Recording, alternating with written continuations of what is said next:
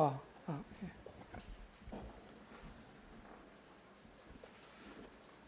네, 반갑습니다. 네, 네, 장마철인데도 불구하고 아직 비는 뭐 저 위쪽으로는 많이 안 왔어요. 여기는 어떤지 모르지만 이제 또 비가 또 많이 오겠죠. 네, 오늘 또 날씨가 좋은데요. 이 방대한 조직 신학이라고도 하고 또 성경 교리라고도 하고 뭐 여러 가지 이름으로 합니다. 변할 수 없는 이 기독교 신앙의 근간이 되는 이제 근간은 이제 뿌리 근자, 줄기 간자, 근간이 되는 이런 진리 체계적으로 구성된 진리를 이제 조직 신학이라고 대개합니다. 이제 오늘은 사람이 어떤 존재인지 그리고 죄가 뭔지 또 구원이라는 게 뭔지 이렇게 이제 크게 세 가지 주제에 대해서 이렇게 살펴보겠습니다.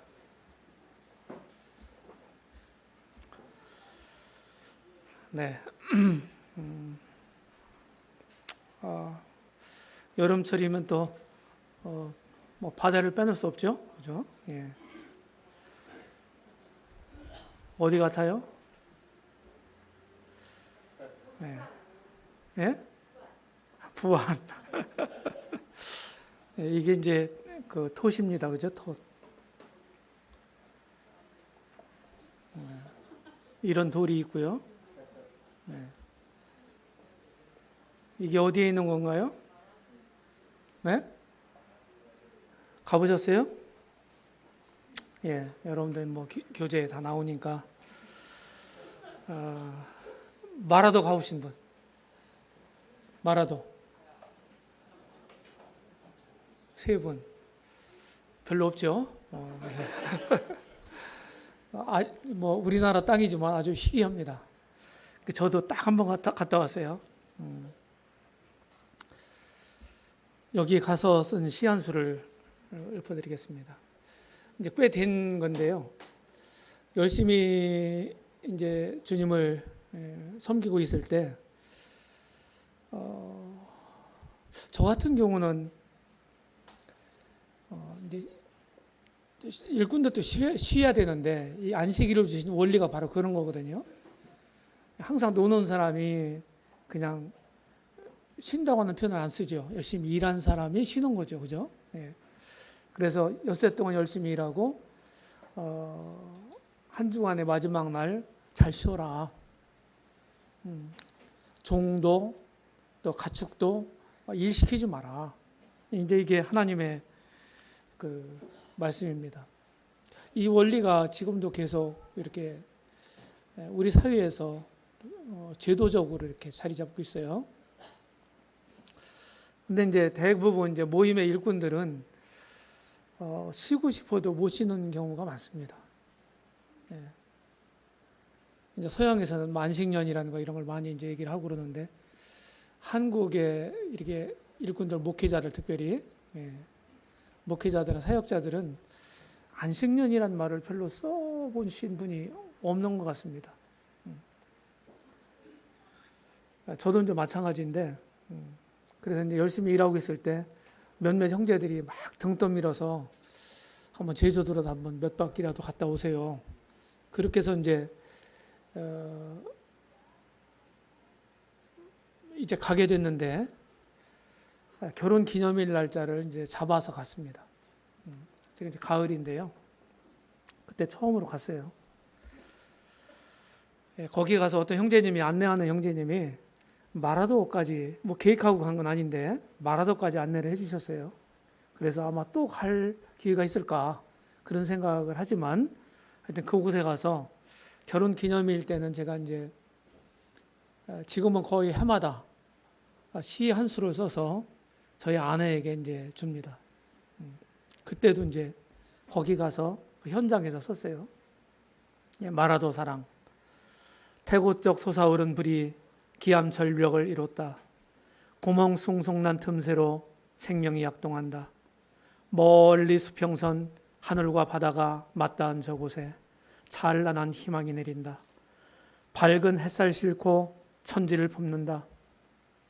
절벽 아래 철썩이는 파도 속에 도단한 폿 천만년 안반에 의지하여 생명을 피운다.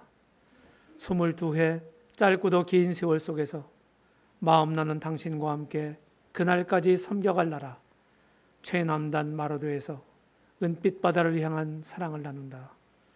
이렇게 해서 쪽지에 써서 그 자리에서 읽어줬습니다. 네. 2006년도니까 10 몇 년 됐네요. 네.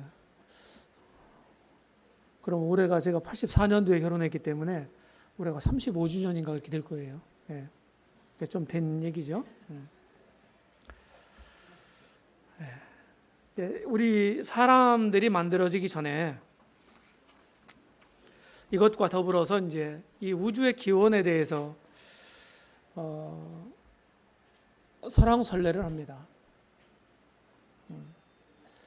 이제 하나님을 빼놓고서 사실은 이런 기원에 대해서 모든 것의 기원에 대해서 우리가 얘기할 수는 없잖아요. 그런데 하나님 모르는 사람들은 하나님을 생각하지 않죠. 그러면서 자기들의 논리를 얘기를 하죠. 뻥! 터져가지고 이제 시작됐다. 이런 사람들도 있고 별 사람이 다 있어요. 사실은 다 개똥 철학입니다. 다 소용없어요. 모든 것의 시작의 근원은 하나님이시다 하는 거예요. 그런데도 불구하고 기독교 안에도 많은 주장들이 있어요.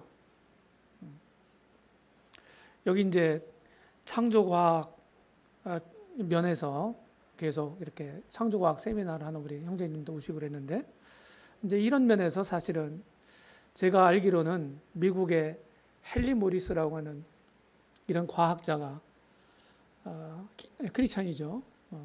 이제 그분이 이제 창조과학에 이제 사실은 굉장히 기여를 한 분으로 알고 있어요.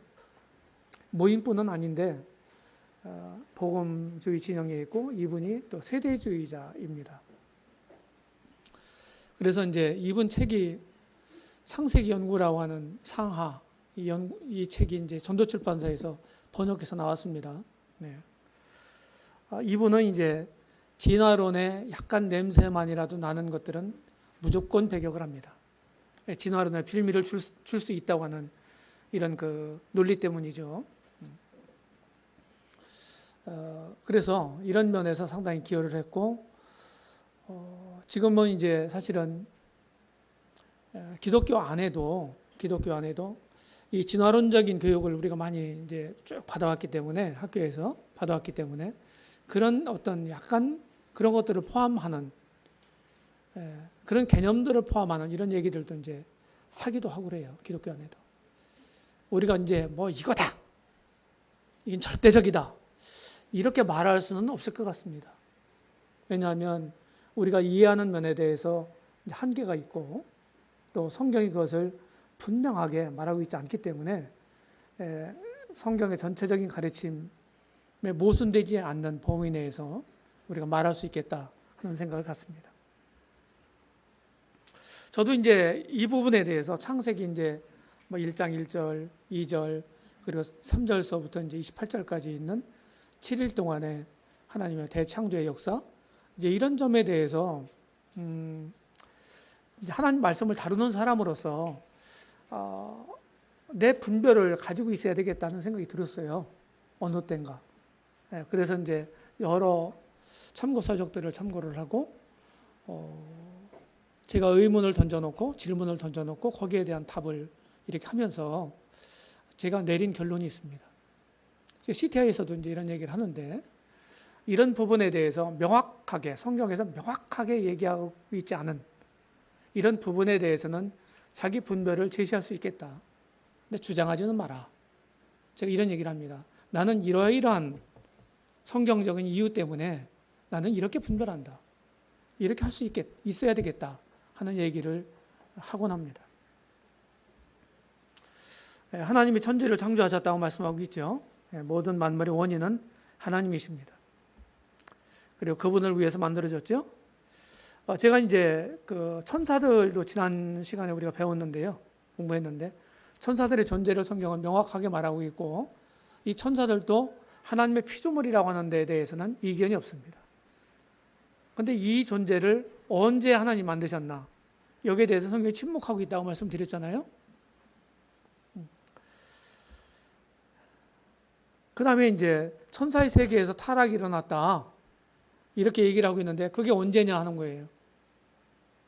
여기에 대해서도 침묵하고 있다고 하는 거예요. 그런데 이제 성경은 성경으로 푼다 하는 말이 있습니다. 성경 전체적인 가르침과 모순되지 않도록 하면서 우리가 이제 유추적인 생각을 해석을 할 수밖에 없거든요. 이런 부분에 대해서는. 그래서 저는 이제 이렇게 얘기를 합니다. 인간을 창조하기 전에 하나님께서 영의 세계 곧 천사들을 창조하셨다. 이렇게 얘기를 하고 그 다음에 이제 마귀라고 하는 존재는 사단이 이제 루시퍼 계명성이라고 하는 천사잖아요.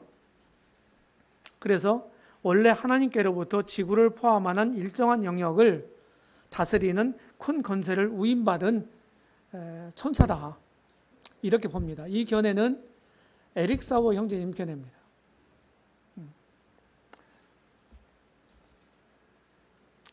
창세기 1장 2절 말씀이 논란이 많은 구절입니다. 이 구절은 이제 창세기의 시공간성을 인정하느냐 안 하느냐 이런 문제예요. 이제 시공간성을 인정을 하게 되면 이제 진화론의 빌미를 줄 수 있다고는 위험을 생각을 할 수밖에 없습니다. 이제 그럼에도 불구하고 이제 우리가 이런 여러 가지 면들을 종합해서 모순됨 없이 우리가 이제 분별을 이제 할 필요가 있다는 생각이 들어요. 이 문제는 우리 이제 건강한 신앙을 갖는 데 있어서 좌지우지 되는 문제는 아니다 하는 거예요. 순수 창조론을 그렇게 분별하고 하는 분들이나 또 창세기 시공간성을 인정해서 제가 이제 쭉 제 견해를 얘기를 할 텐데 이런 것에 있어서도 전혀 문제가 되지 않는다. 그래서 성경을 종합적으로 봐서 자기 분별을 이런 견해를 통해 이런 성경의 가르침 이런 것들을 통해서 이런 분별을 나는 갖는다. 이렇게 제시할 수 있으면 좋겠다. 주장하지는 마라. 이런 얘기를 말씀을 드립니다. 사람들이 이제 그 사탄의 사주에 의해서 타락을 했잖아요.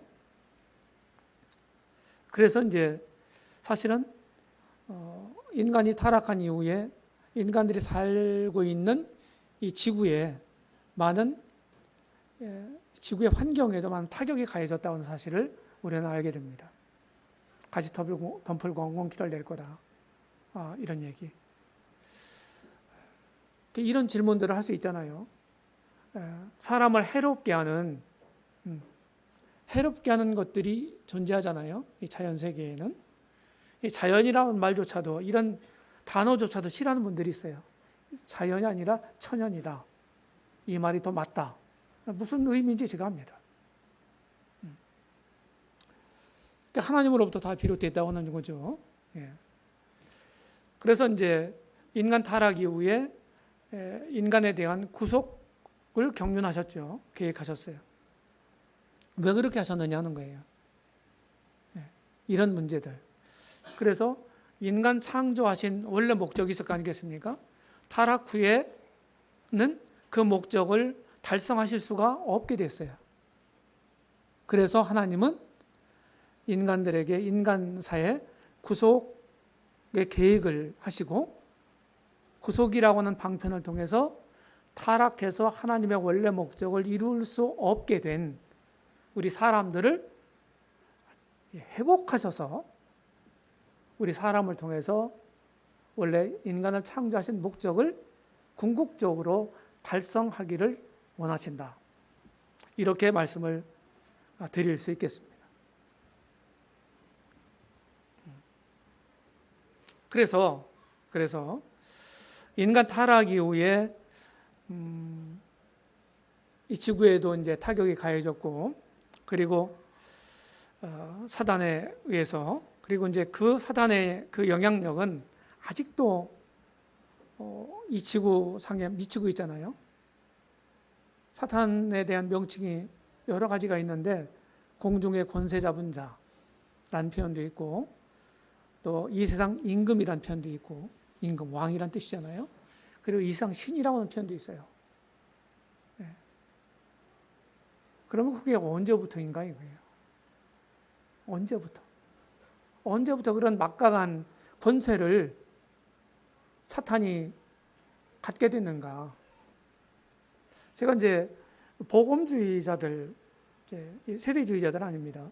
복음주의자들 이제 책들을 참고해 보니까 인간을 만물의 영장으로 만드셨는데 만물의 영장인 인간들이 사단의 말을 듣고 타락하면서 인간이 가지고 있는 권세가 사탄에게 넘어갔다. 그런 식으로 표현을 했더라고요. 그게 이제 어떤 면에서 그 일리가 있다고 생각이 들지만 저는 거기에 동의가 안 되더라고요. 여전히 사람은 타락 이후에도 만물의 영장으로 군림하고 있습니다. 완전히 뺏긴 게 아니에요. 사탄은 그 이전에 하나님으로부터 타락하기 전에 권세를 받았다. 이런 막강한 권세를 그렇게 생각하는 것이 더 모순이 없다. 그런 생각이 들었습니다. 네, 이런 얘기들이 하는 거예요. 이런 여러 얘기들이 있습니다. 저는 여기서 이 세 번째 이제 수정 회복설이라고 하는 말을 쓰거든요. 이거는 이제 제가 만들어낸 그 용어입니다. 회복설, 중건설이라는 말이 있는데 이 내용은 제가 다 동의할 수가 없더라고요. 예. 그런데 지금 여기서 그런 얘기를 다 할 수는 없고요. 그래서 창세기 1장 3절서부터 28절까지는 순수 창조론자들이 얘기하는 그냥 그 하루, 그 날, 24시간 하루다. 이제 저도 그렇게 분별을 합니다. 그럼에도 불구하고 헨리 모리스와 같은 그 창세기 1장 2절에 이런 시공간성을 인정하지 않는 이런 학자들하고는 조금 다른 견해를 가지고 있어요. 제가 이렇게 믿는 이유가 이런 겁니다. 거기 이제 여러분들이 여기 다 얘기할 수가 없는데 이런 것에 대해서 한번 질문을 던져보시고 성경을 통해서 한번 답을 한번 해보시기 바랍니다. 그래서 다 얘기를 할 수가 없어요. 쭉 보시고 제가 믿는 내용은 이겁니다. 제가 분별하는 내용은 창세기 1장 2절 이전에 원창조가 있었다. 이때 청사들도 창조됐다. 지구에 현존하는 생물과 인간은 창세기 1장 3절에서 28절에서 무에서 유로 창조됐다 하는 거고 두 번째는 창세기 1장 2절은 다른 말씀들을 통해서 종합해 보면 어떤 심판의 결과를 분별한다. 여기도 의견이 많아요. 땅이 혼돈하고 공허했다. 혼돈과 공허라는 말이 히브리어로 보후 토후라고 하는 말이라고 하는데 이런 말들에 대한 원어적인 이견들도 많더라고요. 있더라고요. 그런데 이제 이 용어는 구약 성경의 용례를 보게 되면은 심판과 관련해서 구약 성경에서 여러 번 사용됐다고 하는 거예요. 이 용어가. 그리고 창세기 1장 3절로 28절은 이 날, 첫째 날이냐 둘째 날이냐 하는 말이잖아요. 이 날, 이 요미라고 하는 히브리어라고 하는데 이 말은 똑같이 하루 24시간이라고 믿습니다. 모세가 이제 기록을 했잖아요. 창세기를. 당시 모세가 상식적으로 알고 있는 그 하루, 그 날을 가리키고 있다. 그렇게 봅니다. 지나가겠습니다. 이런 여러 견해들이 있다고 하는 거예요. 하루를 보는 견해, 이런 견해가 있고. 자, 인간 창조를 보겠습니다. 여기에 대해서는 여기 여러분들이 이제 성경은 이제 종합적으로 이렇게 한번 분별해 봐라. 그래서 제가 많은 책들 한번 참고를 해봤어요.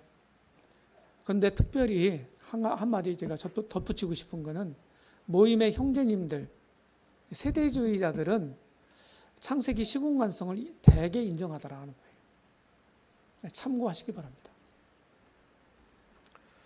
창조론. 하나님이 우주 만물을 창조하셨다 하는 거예요.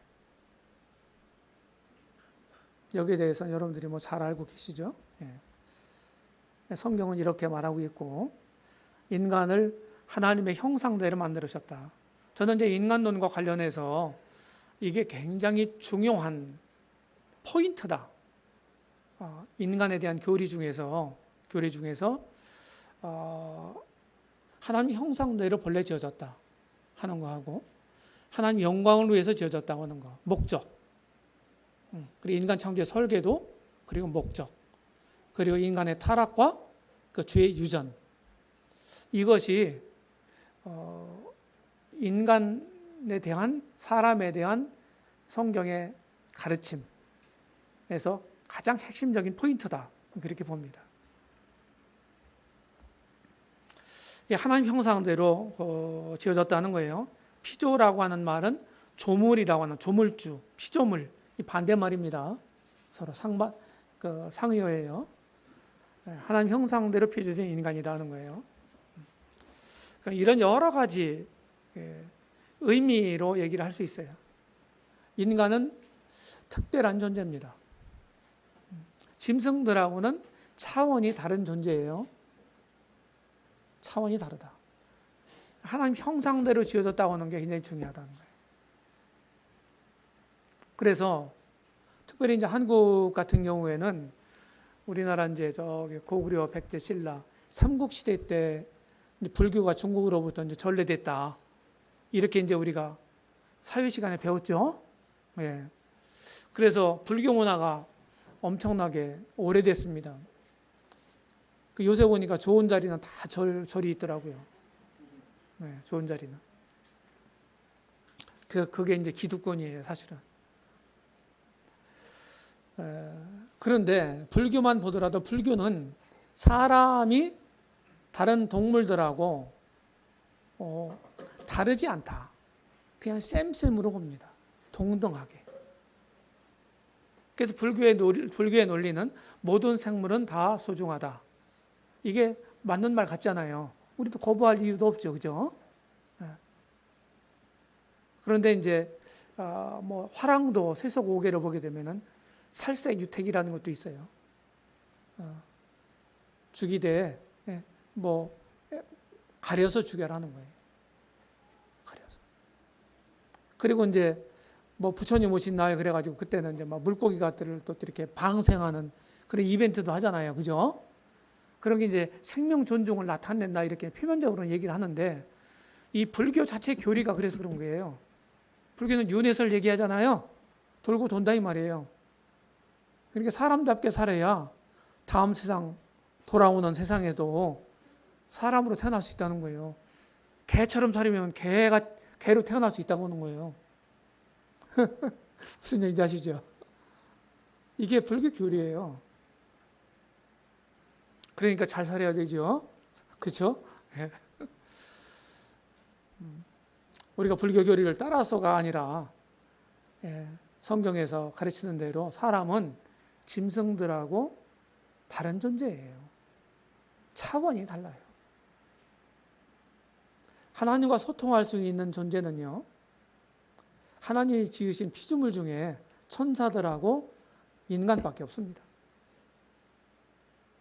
천사도 영물이라고 그랬죠? 하나님 영이시잖아요? 사람도 영을 가지고 있죠? 좀 이따 얘기하겠지만. 그 부분이 하나님과 소통할 수 있는 부분이에요. 그러니까 사람들 발 아래 둔 그 만물들, 짐승들하고 사람들하고 같이 취급하지 말라는 거예요. 다른 짐승들이나 만물들은요, 어떤 피조물도요, 우리 인간의 숭배 대상은 못 되는 거예요. 다 우리 발 아래에 있어요. 우리 권위 아래에 있습니다. 우리 인간들은 만물의 영장입니다. 우리 스스로 그걸 쟁취한 게 아니고 하나님이 우리에게 주신 거예요. 그 지위를요. 그래서 이 얘기는 무슨 얘기냐? 저와 여러분들은 존귀한 존재다는 거예요. 존귀한 존재다. 존엄한 존재다 하는 거예요. 하나님을 닮아서 지어진 존재다는 거예요. 그리고 여기에서부터 우리가 어떤 생각을 가질 수 있어요? 우리가 함부로 살아서는 안 된다는 거예요. 왜? 존귀하게 지어진 존재니까. 하나님을 닮아서 지어진 존재니까, 닮은 존재니까 함부로 살아서는 안 된다는 거예요. 사람답게 살아야 된다는 거예요. 그런 책임이 따를 뿐만 아니라 권리도 주어지는 거예요. 여기로부터 무슨 얘기가 나오냐면 하나님이 당신의 형상대로 지어졌다. 여기로부터 뭐가 나와요? 인권이라는 게 나오는 거예요. 사람으로 태어났으면 사람 대접을 받으면서 살 수 있는 권리가 기본적으로 주어졌다는 거예요. 이게 인권이에요. 그런데 세상에서는 하나님을 뺀 무신론적인 인권만을 강조합니다. 그거는 우상이에요. 우상입니다.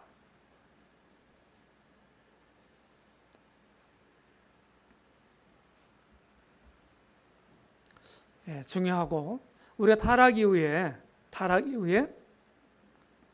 이런 형상은 계속해서 유전 법칙을 통해서 유전됐습니다. 그런데 타락 이후에는요, 바로 하나님의 형상들 중에서 많은 부분에 대해서 뭡니까? 아주 처음에는 이런 전등불이라고 한다면 타락 이후에는 촛불이라고 비유할까요? 어두워졌어요. 우리 지성도 어두워지고 이해력도 어두워지고 감성도 무뎌지고 성경 그렇게 얘기하고 있어요.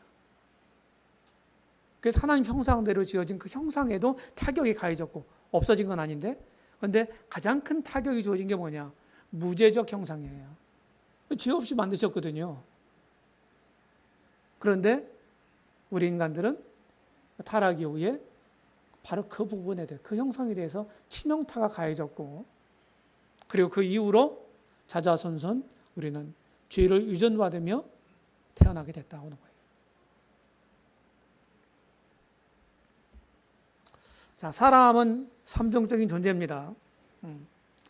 영과 혼과 몸을 가지고 있다. 그래서 영과 혼을 우리가 어떻게 구분할 수 있는가? 참 어려운 문제거든요. 논리적으로는 구분할 수 있어요. 근데 실제상으로는 구분하기는 어렵습니다. 그래서 조직신학 책들 보면 3분설이니 2분설이니 이런 얘기 하거든요. 2분설은 영혼, 몸 이렇게 존재한다. 3분설은 영과 혼과 몸 이 세 가지로 구분된다. 이렇게 얘기를 해요. 근데 저는 크게 의미가 없는 것처럼 보입니다. 그래서 인간은 하나님과 지상의 유일한 교통할 수 있는 지상의 유일한 존재예요.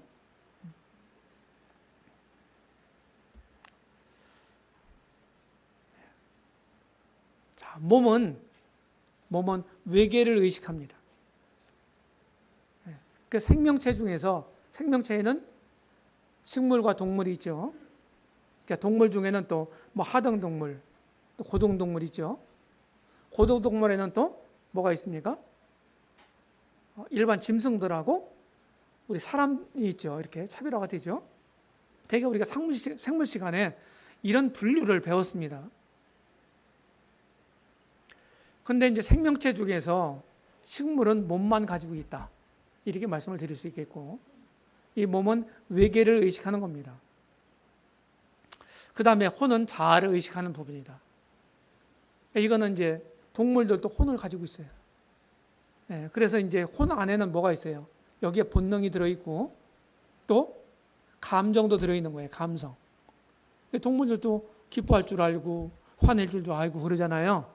그렇죠? 그게 혼이 있다는 증거예요.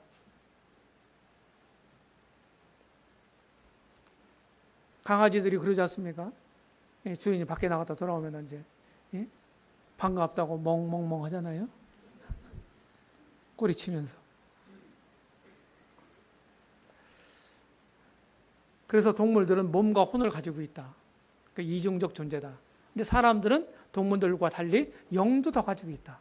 이 영 부분은 하나님과 교통할 수 있는 부분이다.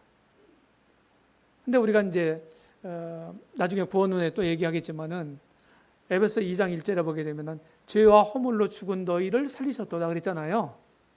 죄와 허물로 죽었다고 하는 말이 무슨 말인가? 그 말은 우리가 가지고 있는 영이 없어졌다고는 뜻이 아니고 영의 기능을 지금 못하고 있다고는 뜻이에요. 영의 기능을 못하고 있을 뿐이다. 가지고는 있는데 고장이 나서. 그래서 그 부분, 원래 기능, 영이 가지고 있는 그 기능을 구원받으면서 이 복음으로써 그 기능을 회복시키셨다. 이렇게 이해하면 되겠습니다. 자, 인간 영혼의 기원에 대해서도 사람들이 많이 얘기를 합니다. 뭐 영혼 선제설이라든지 영혼 창조설, 그 다음에 영혼 유전설 이렇게 얘기하는데 대개 이제 우리는 영혼 유전설,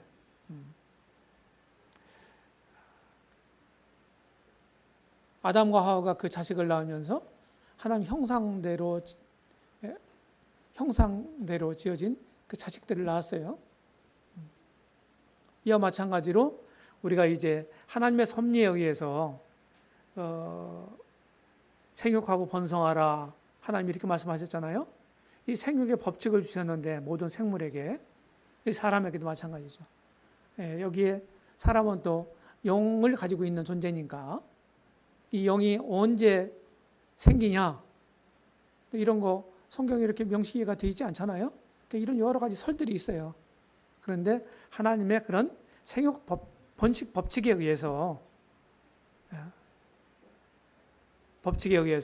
이 영혼도 유전이 된다. 이렇게 이제 보는 겁니다.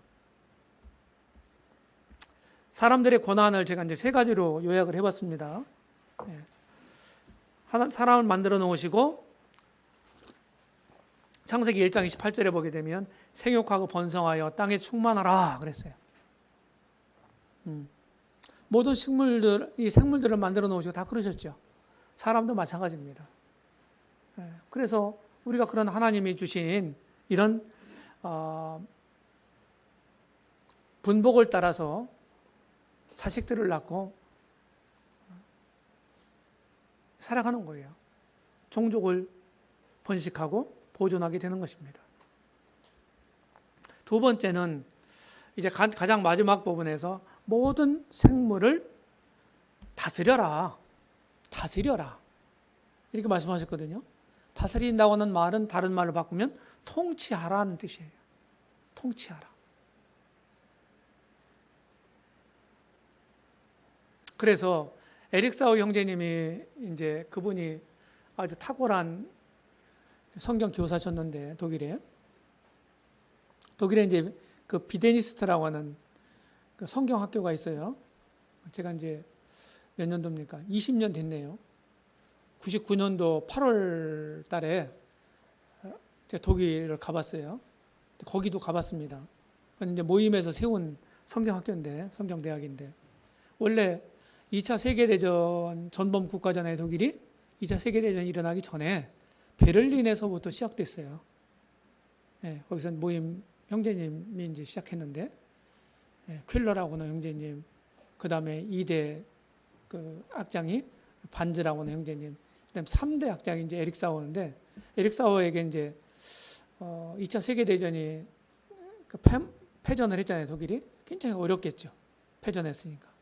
그래서 이 학교가 존속되지 못할 지경에 이르렀는데 그 어려운 시기에 이 비데니스 성경학교 운영을 맡겨진 거예요. 에릭 사워에게. 그래서 이제 이쪽 서독에 있는 그 조그만 소읍 작은 마을인데 도시인데 지금도 별로 안 크더라고요. 근데 그쪽으로 옮긴 거예요, 이 학교를. 어떤 분이 그런 표현을 썼더라고요. 여기는 뭐 이름도 없는 그런 작은 도시인데 이 성경 대학 때문에 세계적으로 유명한 지역이 됐다. 그렇게 얘기를 하더라고요. 근데 에릭 사워가 이제 제가 알기로는 그때 가서 에릭 사워 저서 출판 기념이라는 게 있더라고요. 거기 이제 회장님 이제 노 형제님이시던데 그때는 그분이 와서 쭉 브리핑을 하는 것도 들었어요. 그 학교에서 특별히 오셔가지고 근데 9권인가 저서를 하셨대요. 9권.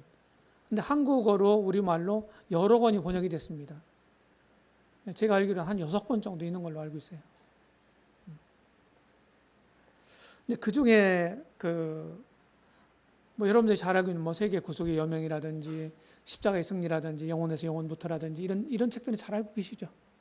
근데 또 한 권을 통해서 제가 많은 도움을 받았는데 우리말로는 이제 표제어가 좀 바뀌었어요. 만물의 영장이라고 하는 책이 있습니다. 지금 절판이 됐어요. 그건 이제 인간론의 책입니다. 그 전에 이제 침례신학대학의 권혁봉 교수가 이제 번역을 했는데 이분 아직 살아계세요. 근데 그 책은 원래 이제 제목은 The King of the Earth입니다. 지구의 왕이라는 뜻이에요. 직역을 하면. 제가 이제 그 책을 통해서 인간론에 대해서 더 이제 심취할 수 있는 이런 계기가 됐습니다. 만물 통치권을 주셨다. 모든 걸 다스리라는 거예요. 하나님 만물의 영장으로 자기 형상대로 만든 만물의 영장으로 삼으셨다는 거예요. 그 다음에 이제 인간의 자유 선택권이 있다. 창세기 2장 16절 이하에 보게 되면은 타락하기 전에 창세기 2장에 보게 되면은 에덴 동산을 창설하시고 그것을 다스리며 지키게 하시고 그렇게 하셨죠. 그리고서 이 선악을 알게 하는 실과만 따먹지 마라. 그리고 너희들 마음대로 모든 것들은 다 해도 좋다. 자, 따먹을 수 있는 따먹지 말라고 하는 얘기는 따먹을 수도 있고 따먹지 않을 수도 있다고 하는 얘기죠. 맞아요? 이게 중요한 포인트예요. 우리는 이 속에서 사람들은 로봇이 아니다 하는 거예요. 사람들은 본래 하나님이 자유의지를, 자유선택권을, 자유선택할 수 있는 자유의지를 가진 이런 존재로 하나님이 지으셨다. 그래서 우리는 자유롭게 선택하면서 결정하면서 살아가는 겁니다. 하나님 본래 기대는 뭐였을까요? 선악과를 따먹지 말라고 하셨어요. 우리에게 주어진 자유를 통해서 따먹을 수도 있는 걸 안 따먹는 쪽을 우리가 계속해서 선택하기를 바라셨던 거죠. 우리가 주님을 믿은 다음에도 주님 뜻을 온전하게 순종할 수도 있고 그렇지 못할 수도 있잖아요. 그렇죠? 그렇죠. 주님 뜻과 무관하게 내가 결정하고 선택하며 살 수 있는 가능성이 있음에도 불구하고 우리가 그렇게 안 하고 주님의 뜻을 따라서 선택해서 그렇게 주님 뜻을 따라서 순종하면서 살기를 지금도 기대하시는 거예요. 이것이 사람들에게 주어진 권한이다. 인간에게도 본능이 있지만 동물들과 같이 다른 점이 뭐냐? 이 자유 선택권을 주어졌다고 하는 거예요. 동물들은 그냥 본능으로 살아갑니다. 사람들도 본능이 있지만 이 본능을 우리들에게 주신 이 의지로 다스릴 수 있도록 어느 정도 다스릴 수 있도록 하셨어요. 이게 인간입니다. 이게 짐승하고 다른 거예요. 사람들이 이제 타락을 했죠. 하나님은 따먹지 말라고 했죠. 그런데 왜 선악과를 만드셨느냐? 전도하다 보면은 구도자들이 많이 질문하는 게 하나님 모든 걸 아신다면서요. 그렇죠? 근데 다 아시면서도 왜 그 따먹을 걸 아시면서 왜 선악과 만들어 놓고 골치 아프게 만드셨어요? 그 하나님 나쁜 하나님 아니에요? 이런 논리를 펴니다. 그분들에게는 그게 궁금한 점이죠. 그런데 사람들이 하나님께 대해서 어떤 태도를 가져야 되냐? 늘 순종하는 태도를 가져야 되는 거예요. 하나님 주권에 굴복하고 순종하는 이런 태도. 하나님의 주권을 인정하는, 나의 주권자로 인정하며 살아가는 삶. 이게 원래 오리지널이거든요. 그렇게 살아야 되는 거예요. 거기에 뭐가 있습니까? 거기 우리 행복이 있는 거예요. 인간의 가치가 거기에 있는 거예요. 목적이 거기에 있어요. 그런데 하나님께 순종하는지 안 하는지 그것을 죄는 척도가 뭐였냐 이거예요. 복잡한 게 아니에요. 아주 단순합니다. 따먹지 말라고 하는 선악과를 따먹으면 불순종이 되는 거고, 따먹지 않으면 순종이 되는 겁니다. 아셨죠? 바로 그런 의미예요. 많은 과실들 중에서 그 한 가지에 불과한 선악과를 한 번 따먹는 거, 이게 비율적으로는 아주 작고 단순한 거죠. 그럼에도 불구하고 이 행위 속에는 굉장히 중요한 원리가 들어있다는 거예요. 영적 원리가. 왜 중요한지를 우리가 압니까? 타락과 형벌을 통해서. 그거 하나 따먹었다고 해서 에덴 동산에 수많은 과일들이 있고 먹거리들이 있었을 터인데, 그렇죠? 우리들이 먹고 사는데 지장이 없도록 충분히 먹는 즐거움을 누릴 수 있도록 하나님이 다 만들어 놓으셨을 텐데, 그 중에 한 가지를 따먹는다고 이렇게 가혹하게 형벌하실 수 있을까? 이런 의구심이 들기도 하죠. 왜 그렇게 하셔야만 했나요? 이 문제가 아주 중요하기 때문이었습니다. 중대한 문제였기 때문에. 죽고 사는 문제였잖아요. 그죠? 먹고 안 먹고의 문제는 죽느냐 사느냐의 문제였어요. 그렇죠? 이거보다 더 중요한 게 어디 있나요?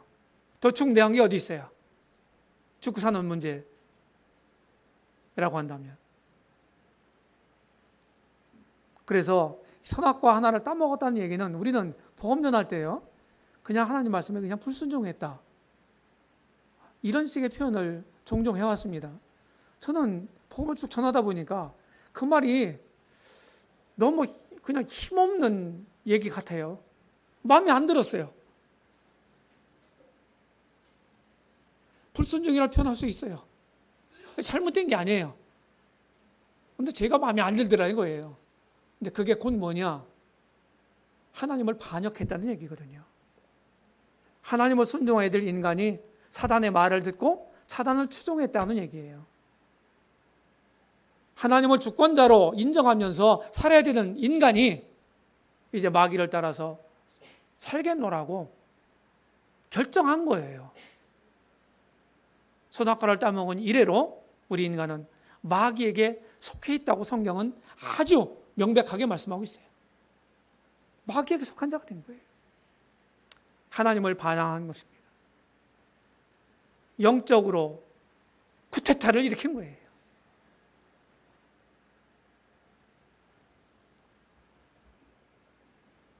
창세기 3장에서 쭉 우리가 이제 이런 얘기들 하지 않습니까? 사탄이 유혹했죠. 그래서 천사의 세계에서는 유혹자가 없었지만은 100% 자발적인 범죄를 했지만은, 자발적으로 사람들은, 인간의 범죄는, 타락은 유혹자가 있었다고 하는 거예요. 이게 다른 거예요.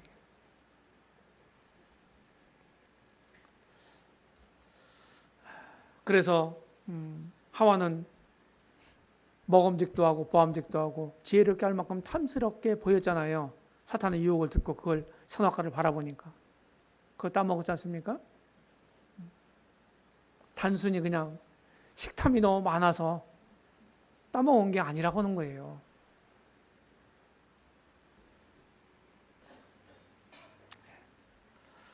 그래서 계속해서 이렇게 이 죄가, 인간이 타락을 하게 됐고, 그리고 사람들이 만물의 영장으로 세워졌다고 그랬죠. 그런데 이 사람들 발 아래에 있는 시편 8편에 보면 모든 만물을 사람의 발 아래 두셨다고 그랬어요. 발 아래. 그러면은 사람보다 높은 게 없는 거예요. 하나님 외에는. 근데 사람들에게 순종하고 순복하고 사람들을 위해서 지어진 이런 만물들을 통해서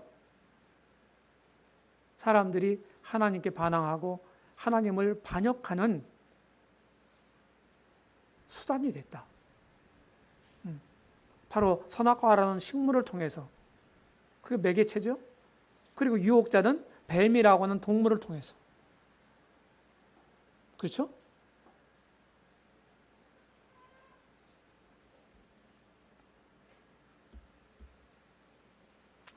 인간 최초의 죄의 본질이 뭡니까?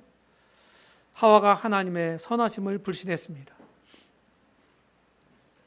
하나님은 참말이고 사탄은 거짓말쟁이입니다. 예. 하나님은 이제 이 거짓말쟁이 반대말이 뭡니까? 정말쟁이입니다. 다른 말로 하면 하나님은 진실한 분이세요. 참 하나님이란 표현이잖아요. 이거는 거짓과 반대되는 반의어예요. 하나님은 거짓하실 수가 없어요. 그분 속성 자체가 진실하신 분이기 때문에. 모든 거짓은 다 마귀로부터 나오는 거예요. 하와가 육체적 식욕에 굴복을 했고 과도한 미를 추구했고 지혜를 탐했습니다. 그래서 하와가 선악과가 따먹었다고 하는 이 외적 행위는 그 마음에 있는 하나의 산물이죠. 결과물이죠. 그러죠? 맞아요? 안 맞아요? 우리가 오늘날에도 우리가 어떤 말을 하고 어떤 태도를 표정을 보이고 어떤 행위를 하잖아요. 그럼 그런 것들의 근원이 어디에 있어요? 우리 마음속에 있는 거예요. 성경은 우리 생각에 있다. 마음의 생각에 있다. 이렇게 말하고 있습니다. 그러니까 내가 보이는 말이나 태도나 이런 표정이나 행위를 통해서 내 마음속에 무엇이 있다고 하는 사실을 우리는 알 수가 있는 거예요.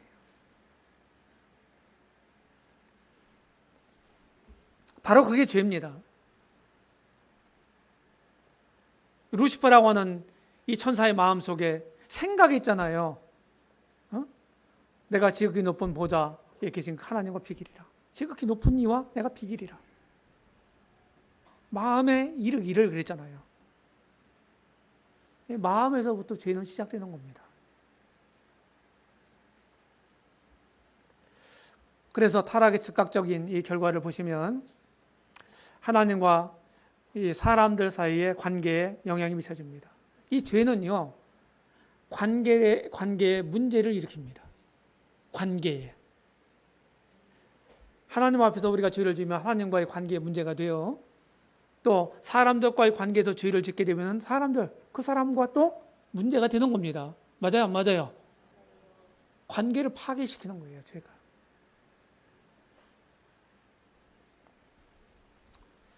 그래서 선악과를 따먹은 다음에 직후에 아담과 하와가 가장 먼저 취했던 최초의 행동이 뭐였습니까?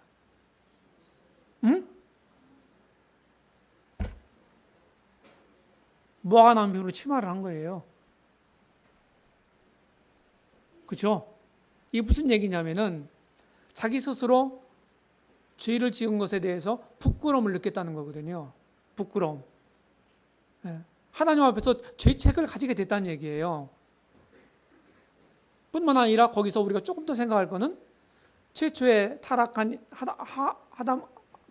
아담과 하와는 하나님 앞에 그런 어떤 죄책을 갖고 자기 스스로 이렇게 무화과 나무 잎으로 치마를 했다고 하는 얘기는 자기가 죄를 졌지만은 죄와 자신은 별개다 하는 것을 시사해 주는 거예요.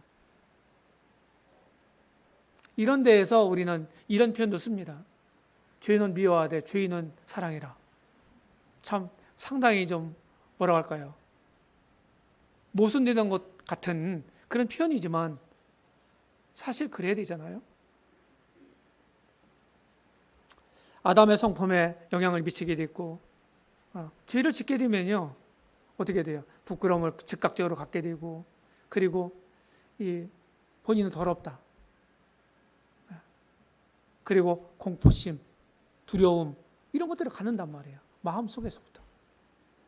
오늘날에도 똑같습니다. 자꾸 그것을 이제 감추려고 하죠. 그리고 죄인들이 어떻게 합니까? 범죄자들이 어떻게 합니까? 계속 피해 도망다니잖아요. 그렇죠? 그게 죄가 가지고 있는 속성이에요. 아담의 신체에도 미쳤습니다. 타락 이후에 이제 계속 우리는 아플 수밖에 없고 고장날 수밖에 없고 그리고 질병에 걸릴 수밖에 없고 그리고 궁극적으로 죽을 수밖에 없었어요.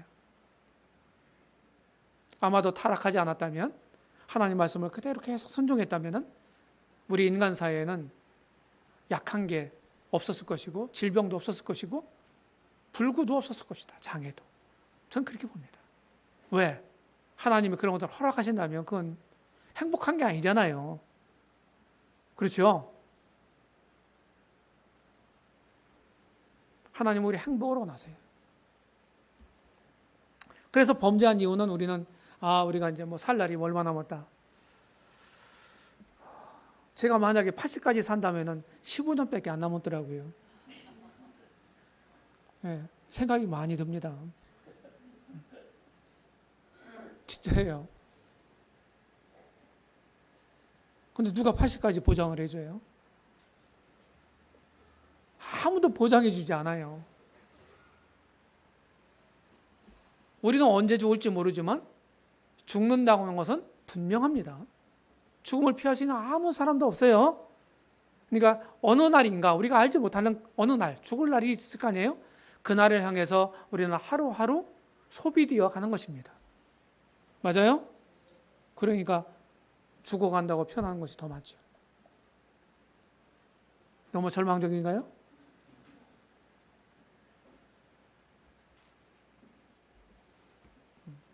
뭐 과학 법칙에서도 뭐 연력학 제이 법칙, 뭐 엔트로피 법칙, 무질서 증가의 법칙 이런 얘기 하잖아요. 여기 뭐 청년들이 많은데 얼굴이 팽팽합니다. 네. 젊었을 때 뭐 누가 더 이쁘냐 많이 따지는데 나이가 뭐 몇 살? 60이에요? 60 넘으면 뭐 비슷하답니다. 다 비슷해진대요. 50이 넘으면 아는 게 비슷해지고 60 넘으면 외모가 비슷해진답니다. 정확한지도 모르겠어요. 하여튼 그렇대요. 별거 아니에요. 그런 거. 아담 주변 환경에도 타격이 가해졌죠? 그렇죠? 사람들은 이제 고되게 노동하면서 처음에는 이 근로라고 하는 게 무제시대 선악과를 따먹기 이전엔 에덴 동산에서도 그걸 다스림을 지키게 하셨잖아요. 그럼 그게 수고는 아니었습니다. 그런데 그들이 아담과 하와가 그냥 놀고 먹는 백수쟁이는 아니었어요. 하나님이 그들이 일을 하나님 주신 사명이 있었단 말이에요. 그렇죠? 에덴 동산에도 그들은 하나님의 주신 사명을 이룰 사명자들이었단 말이에요. 백수가 아니었어요. 그런데 타락 이후에는 우리가 살아가는 것 자체가 고된 거예요. 사람들이 수고하고 사는데 우리가 힘들게 고난을 받는데 그 인생은 고생하는 거잖아요. 그런데 에레미야가 3장 33절에 보게 되면은 그 고난 받는 게요. 하나님 본심이 아니라고 그래요. 원래 그렇지 않았다는 거예요. 이게 타락 위에 인간 사이에 내 삶 속에 들어온 거다. 그렇다고 한다면 제가 텃밭을 좀 하거든요. 지금도 CTA 때문에 텃밭 하던 거에 그냥 묵힐 수도 없고 참 많은 생각을 하면서 어떻게 하면 손을 덜 댈까. 잔머리를 많이 씁니다, 제가.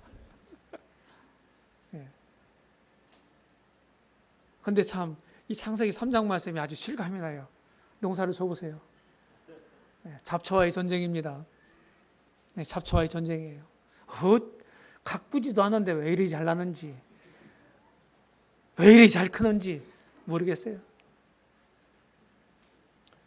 이런 것들이 사람들이 하나님 뜻을 불순종해서 저지른 그 선악과를 따먹은 그 저지른 그 반역 행위의 영향이 얼마나 큰가, 그 죄가 얼마나 중대한가, 이런 결과들을 통해서 우리가 알 수가 있어요.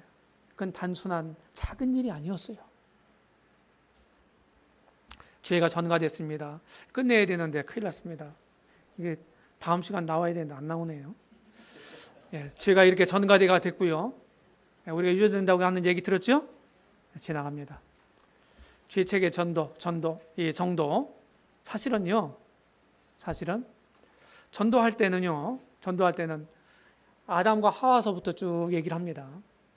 그리고 나중에는 그 구도자 개인에게 성경에 있는 죄, 당신도 죄인이다 하는 것을 개인적으로 적용이 돼야 돼요. 근데 처음서부터 당신 죄인이야, 이런 도덕적이고 윤리적인 죄부터, 개인적인 죄부터 갖다 들이대면요, 반발하기 쉽습니다. 제 경험상. 그래서 창세기 1장, 2장, 3장부터 다루는 것이 저는 순리라고 생각해요. 복음 전할 때도. 그리고서 점점 포유망을 좁혀가는 겁니다. 이렇게 깔때기처럼. 깔때기가 어떻게 생겼습니까? 이렇게 생겼죠? 그렇죠? 꼼짝 못하게 포유망을 좁혀가는 거예요. 말씀으로. 나중에 꼼짝 못해요. 말씀 보여주면. 그래서 본인이 온 인류가 다 죄인이다, 이렇게 얘기하는 거하고 당신이 죄인이다 하는 거하고 죄책을 갖는 정도가 다르다 이 말이에요. 네, 개인적인 죄가. 그런 얘기입니다. 인간의 연약으로 누구나 할 수 있는 실수보다 내가 직접 어떤 죄, 지탄받을 죄를 지은 것은 더 큰 죄책을 수반합니다. 죄는 죄의 삭선 사망입니다. 신체적인 죽음, 영적인 죽음, 그리고 영원한 죽음을 가져왔어요. 죄의 삭선 사망이요, 이 죄의 형벌은 죽음입니다. 이 죽음을 세 가지 면에서 성경은 말하고 있어요. 이런 점들을 여러분들이 하시고, 우리가 죽고 끝나는 게 아니라 신차적 죽음, 이거는 영혼과 몸의 분리를 뜻합니다. 성경에서 죽음이란 말은 소멸을 뜻하는 게 아닙니다. 분리를 뜻합니다. 그리고 영원한 죽음은 하나님과 영원한 격리를 뜻하는 거예요. 자, 인간은 혈통적 죄인이고 양심적인 죄인이고 그리고 언행적인 죄인입니다. 행위적인 죄인이에요. 그렇죠? 빼도 박도 못하는 죄인입니다. 우리 사람들의 장래는 어떻게 되겠습니까? 결국 죽을 수밖에 없죠. 그렇죠? 근데 죽고 끝나는 게 아니고 죽은 후에는 뭐가 있다고 그랬어요? 심판이 있다. 히브리서 9장 27절. 사람들의 눈은 속일 수 있어도 하나님의 눈은 속일 수가 없다 하는 거예요. 하나님은 정확하게 심판하십니다. 은밀한 것까지도. 그래서 우리가 주어진 이생, 현생이잖아요. 현재의 삶은, 이상의 삶은요, 사실은 영원한 내생을 준비하는 기간이다. 두 가지. 어떻게 준비할 건가? 먼저 성경의 복음을 믿고 거듭나는 것입니다.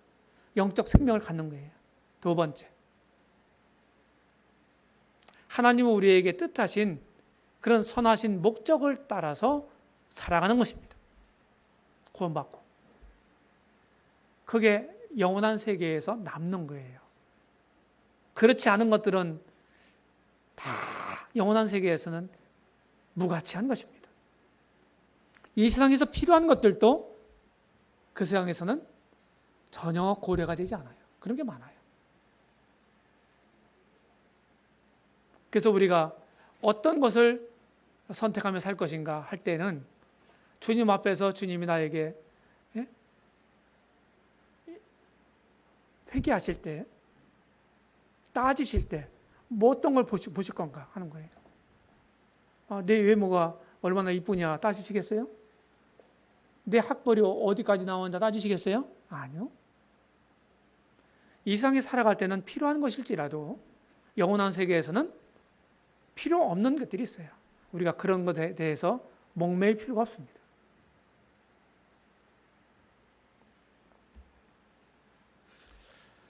오직 주님이 주신 믿음을 따라서, 영적인 원리를 따라서 살아가는 거예요. 이게 영원한 세계까지 남는 것입니다. 이렇게 하고 자, 시간이 많이 됐는데 10분 휴식하겠습니다.